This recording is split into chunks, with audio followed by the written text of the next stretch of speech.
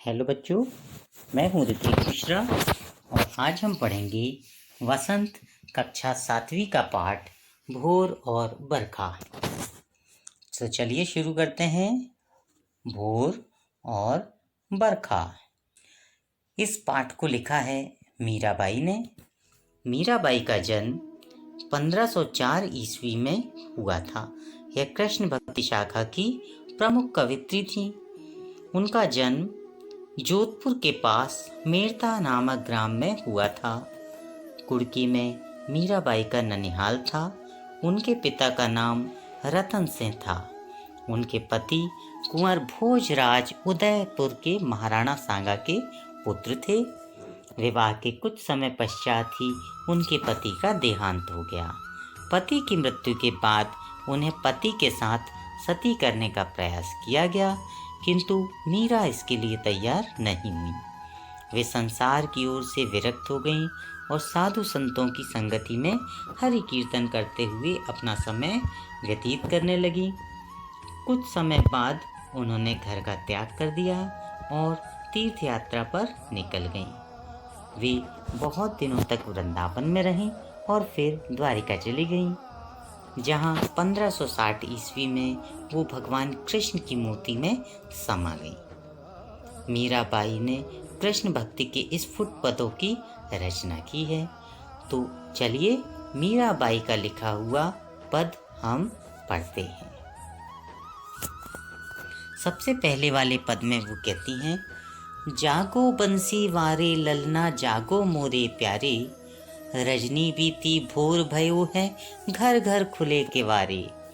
गोपी दही मथत सुनियत है कंगना के झनकारे, उठो लाल जी भोर भयो है सुर नर ठाड़े द्वारे। ग्वाल बाल सब करत कुलाहल, जय जय शब्द उचारे, माखन रोटी हाथ में लीनी गौवन के रखवारे। मीरा के प्रभु गिरधर नागर, शरण ओयो के तारे, जागो बंसी वारे ललना जागो मोरे प्यारे। इस पंक्ति में मीराबाई ने बतलाया है कि वो यशोदा माँ द्वारा कान्हा जी को सुबह जगाने के दृश्य का वर्णन कर रही हैं। यशोदा माता कान्हा जी से कहती हैं कि उठो कान्हा, रात खत्म हो गई। जागो बंसी वाले ललना, जागो मोरे प्यारे, बंसी वाले लाल जाग जाओ। रजनी बीती भोर भयो है, रजनी मतलब रात, रात बीत चुकी है। भोर भयो मतलब सुबह हो गई है। घर घर खुले केवारे, घर घर के दरवाजे जो हैं वो खुल गए हैं। केवार मतलब दरवाजे। गोपी दधी मथत सुनियत हैं कंगना के झनकारे। गोपियों की दही मथने की आवाज़, उनके कंगन के झनकारे वो सुनाई दे रहे हैं, मतलब गोपियाँ दही मथने लगी हैं। उठो लाल जी भोर भयो है, हे लाल जी हे कान्हा उठ जाओ, सुबह हो गई है। भोर मतलब सवेरा। सुर नर ठाड़े द्वारे, सुर मतलब देवता, नर मतलब मनुष्य, ठाड़े मतलब खड़े रहना, द्वारे मतलब दरवाजे पे, कि देवता और मनुष्य दोनों दरवाजे पर खड़े हुए हैं, तो लाल जी उठ जाओ। ग्वाल बाल सब करत कोलाहल, जो ग्वाल बाल हैं वो सब कोलाहल कर रहे हैं, आवाज कर रहे हैं। जय जय शब्द उचारे, और बाहर जय जय शब्दों का उच्चारण किया जा रहा है। माखन रोटी हाथ में लेने गौवन के रखवारे, जितने भी ग्वाल बाल हैं वो माखन रोटी हाथ में लेकर गाय की रखवाली के लिए जाने के लिए तैयार हैं।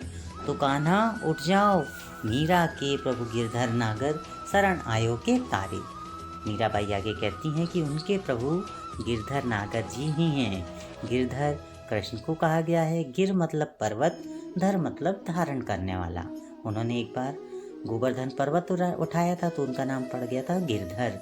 मीरा के प्रभु गिरधर नागर शरण आयो को तारे, जो भी श्री कृष्ण की शरण में आता है वह तर जाता है। तो ये था पहले पद का अर्थ। अगला पद है, बरस बदरिया सावन की, सावन की मन भावन की, सावन में उमग्यो मेरा मनवा, भनक सुनी हरे आवन की।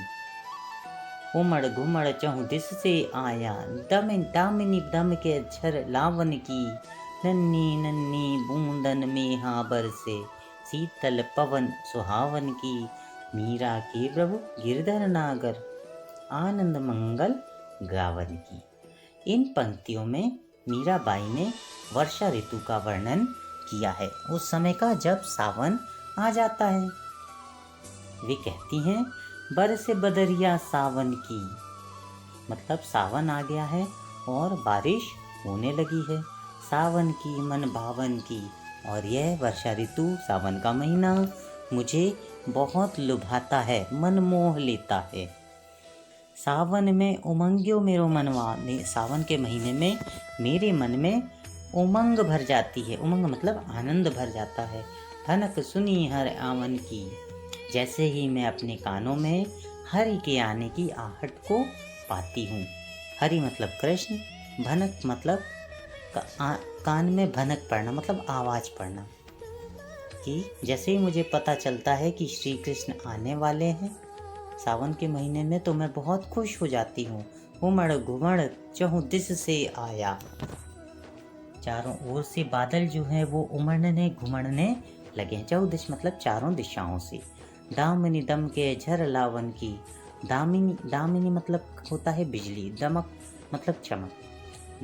सावन के महीने में बिजलियाँ कड़कने लगती हैं, चमकने लगती हैं। झर लावन की, और पानी की जो बूंदें हैं उनकी झड़ी लग जाती है। नन्ही नन्ही बूंदन में हाँ बरसे, नन्ही नन्ही बारीक बारीक बूंद से मेघ जो हैं वो बारिश करते हैं। शीतल पवन सुहावन की, और जो शीतल मतलब ठंडी, पवन मतलब हवा, सुहावन मतलब मन को आनंद देने वाली, सुहानी। शीतल पवन सुहावन की, जो शीतल शीतल पवन चलती है वह बहुत सुहानी मुझे लगने लगती है। मीरा के प्रभु गिरधर नागर, आनंद मंगल गावन की। मीराबाई कहती हैं कि मेरे प्रभु गिरधर नागर हैं और मैं आनंद पूर्वक उनका स्वागत करती हूँ, क्योंकि ये सभी कृष्ण के आने की चेतावनी देते हैं। बादल गरजकर कृष्ण के आने की चेतावनी देता है, पानी गिरकर कृष्ण के आने की चेतावनी देते हैं। तो ये थे दोनों पद, आपको समझ में आ गए होंगे। अगले वीडियो में हम अगले चैप्टर के साथ मिलेंगे। तब तक के लिए नमस्कार।